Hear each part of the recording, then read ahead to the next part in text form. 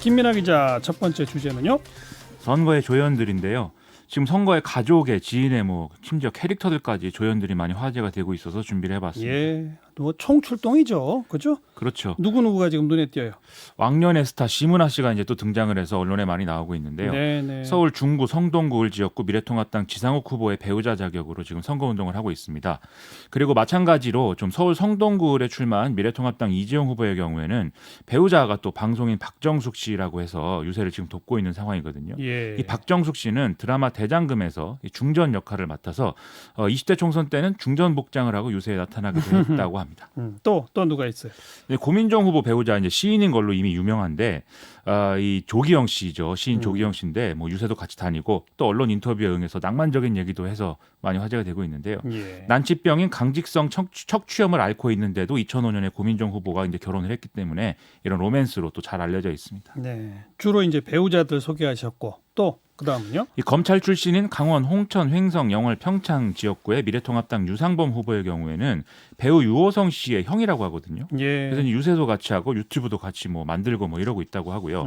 그리고 서울 송파구의 이제 더불어민주당 최재성 후보의 경우에는 아들이 이름이 좀 특이하지만 가수 최낙타라고 하고 여기 도움을 받고 있다고 합니다. 어허. 그리고 서울 성북구에 출마한 더불어민주당 기동민 후보의 경우에는 아들이 과거 예능 프로그램에 출연을 했는데 얼굴이 잘생겼다 이래서 화제가 됐었거든요. 예. 그래서 이 아들이 군복무 중에 휴가를 이용해서 선거를 도울까 했는데 이 코로나19 때문에 휴가가 제한이 되는 바람에 무산이 됐다고 합니다. 이런 게 효과가 있어요? 이 개별적인 어떤 지역구들의 어떤 차이는 있을 것 같은데요. 예를 들면 유호성 씨라고 하면 사실 좀 이미지가 강하지 않습니까? 영화 보면 친구, 그다음에 네. 제가 기억하는 건 간첩 이철진인데 예. 지나가다가 유세를 하시는 모습을 보면 저는 긴장이 좀 될 것 같은데. 네, 아무튼 인지도 향상에는 확실히 도움이 되겠죠. 그렇죠. 지상욱 하면 예를 들면 설명할 말이 이게 마땅치 않은데 심은하 남편 이렇게 얘기하면은 기억이 잘 되는 것이 아니겠습니까? 네. 이런 효과를 노리는 또 하나의 전략이 바로 또 어떤 캐릭터들을 활용하는 건데 이것도 지금 논란이 되고 있습니다. 가족이 아니라 캐릭터? 그렇죠. 뭐죠? 이 대구 수성구의 무소속으로 출마한 홍준표 후보의 경우에는 지금 인지도는 상당히 충분하겠지만 이 만족을 하지 못하고 있는지 인스타그램을 통해서 홍세로이라는 캐릭터를 만들어서 이제 올려서 이게 화제인데요. 홍세로이? 그렇죠.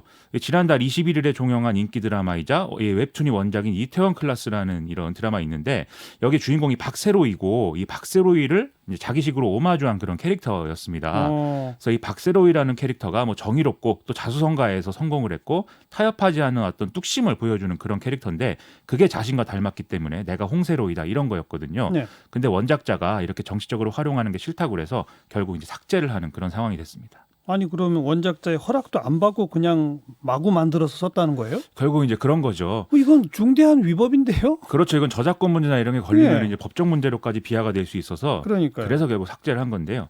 이외에도 이제 EBS의 마스코트 펭수도 여러모로 이제 활용을 당하고 있는 처지입니다. 네. 근데 이것도 이제 EBS는 이용을 허용한 적이 없다라는 사실 분명히 하고 있고 스카이캐슬에 출연했던 배우 김서영 씨라든지 래퍼 마미손 이런 사람들도 이미지를 도용을 당해서 반발을 하고 있습니다. 보통 자기와 연관된 캐릭터가 정치적으로 활용되기를 바라지 않는 게 또 일반적이라고 생각을 할 수 있는데 만약에 또 이걸 허용하는 어떤 사례가 있다고 하면 그건 이제 그 정치인을 어떤 이유로든 강하게 지지하는 사례이거나 또 너무 가까운 사이여서일 거다 이렇게 좀 볼 수가 있는 거죠. 그런 사례가 있어요? 이게 친분인데 캐릭터는 아니지만 또 이국종 교수가 경기 오산시에 출마한 미래통합당 최은희 후보 홍보 영상에 등장한 게 또 화제거든요. 예. 이 최은희 후보는 해군 출신이고 지난 정권에서 합참의장까지 지낸 인물로 많이들 아실 텐데 2011년에 이제 아덴만의 여명 작전 때 의료진을 현지에 급파하는 이런 결정을 내리는 데 또 역할을 했다고 해서 이국종 교수하고 가깝게 지내고 있고 그래서 영상을 만들어 줬다고 합니다. 네. 혹시 역효과는 없어요? 이런 게? 결국 이게 선거를 흥미 위주로 흘러가게 한다는 이런 문제가 있을 수가 있겠는데요. 후보자가 홍보 전략의 일환으로 이렇게 선택한 것 자체를 문제 삼을 수는 없겠지만 유권자들이 현명하게 판단해야 될 그런 필요는 있을 것 같습니다. 그리고 이제 배우자의 경우에는 특히 또 우리가 생각을 해봐야 되는 게 선거 때는 이렇게 좀 화제를 몰고 다닐 수가 있겠지만 선거 이후에 국회의원 배우자가 뉴스에 나오는 건 대부분 또 좋은 일이 아닐 가능성이 높거든요. 그래서 이제 선거 기간 동안에 배우자들한테 이렇게 좀 시선이 사람이 몰리는 거는 우리가 좀 경계할 필요도 있는 것 같고요. 예. 선거제도에 대해서도 좀 걸리는 점이 있습니다. 제가 한 12년 전에 배우자를 한번 해봤는데 후보자가 할 수 있는 선거운동의 상당 부분을 또 배우자가 할 수 있는 측면이 있어서 네. 활용을 하는 거거든요. 네. 근데 그게 그렇게 따지면 이제 배우자가 있는 후보자가 유리한 게 또 선거의 룰인 거 아니겠습니까? 그래서 배우자가 없는 사람은 어떻게 해야 될지 이런 생각도 들어서 그런 제도의 어떤 맹점이라든지 그런 건 한번 생각을 해봤으면 좋겠습니다. 네. 고공비행 두 번째 주제는요. 우리는 역시 배달의 민족이다. 그래서 배달앱이 지금 논란이 계속돼서 정리를 해봤습니다. 그 논란 먼저 이재명 경기지사가 배달의 민족 측을 강하게 비판하면서 더 불거진 거잖아요. 그렇죠. 공공앱을 지금 개발한다고 얘기를 하고 있는데요. 경기도 차원의 공공앱. 그렇습니다. 이게 배달의 민족 측이 뭐 이 사태에 대해서 사과도 하고 그랬지만 근본적인 대책을 내놓지 않고 있기 때문에 그런 게 공공앱 개발이 불가피하다 이렇게 얘기를 하면서 예. 공공앱이 개발될 때까지 배달앱을 사용하지 말고 전화로 주문을 하자. 그리고 점포의 경우에 전화 주문에 대해서는 좀 인센티브를 뭔가 주자. 이런 운동들이 또 시작이 되고 있다라면서 여기에 주목하자라고도 얘기를 하고 있습니다. 예. 이런 지역 차원의 공공앱이 이미 된 곳이 있나요? 군산시의 경우가 이제 대표적인데요. 군산시가 만든 앱 이름이 이제 배달의 명수거든요.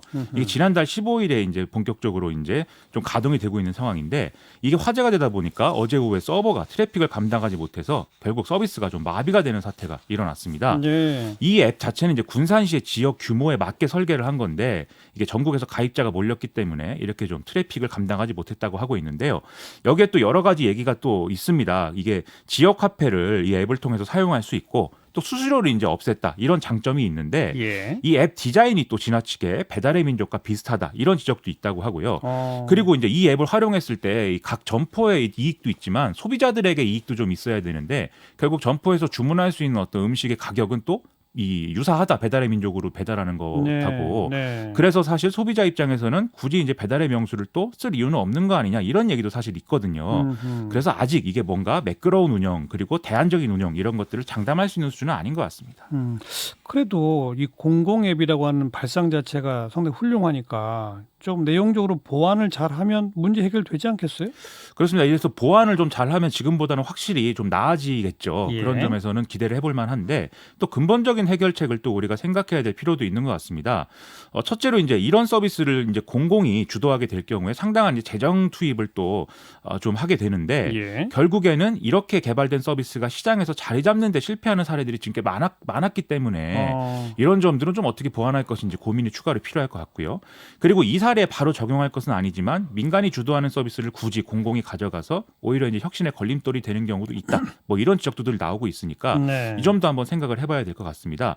그리고 셋째로 결국 근본 문제는 자영업을 둘러싼 시장 환경의 변화에서 온 거라는 점에서도 대책이 필요할 것 같습니다. 그 시장 환경의 변화의 주된 내용이 뭐죠? 이게 결국 배달의 민족을 각 점포에서 쓸 수밖에 없는 게 예. 그동안 자영업이 좀 한계에 도달해 있는 상황이었기 때문에 배달원 수를 줄이고 또 주문과 배달을 다 아웃소싱하는 방식으로 사실은 버틸 수 있는 배경이 또 된 점이 있는 거거든요. 그리고 이것 덕분에 플랫폼 노동자라든지 이런 시장이 새로 생겨난 상황인데 이 상황이 다 지금 독점 자본의 종속이 될 수 있는 그런 사태가 된 게 사실은 근본적인 문제라는 거죠. 예. 그래서 각 점포한테 배달의 민족 이전 체계로 돌아갈 수 있겠느냐라고 물어본다면 사실 그 쉽게 대답할 수 없는 점포들이 있을 거거든요. 예. 그런 상황에서 수수료 인상한 게 지금 상당히 문제이기 때문에 예. 결국 공공의 개발은 정치적 압박이 돼서 숨통을 틔워주는 역할 정도를 민간 자본에 대해서 할 수 있는 그런 역할을 할 수 있겠지만 한계가 좀 명확하다라는 생각이 들었다는 말씀입니다. 예. 그래서 결국은 자영업자 대책 그리고 고용 및 노동시장 대책 문제까지 고민이 쭉 이어져야 되는데 경기도지사 차원에서는 이런 대안을 다 만들긴 좀 어려운 것 같고 좀 우리가 정부 차원의 어떤 고민이라든가 이런 예. 것들이 더 있어야 될 것 같습니다. 외국의 공공앱 이런 배달과 관련된 그런 사례도 있나요?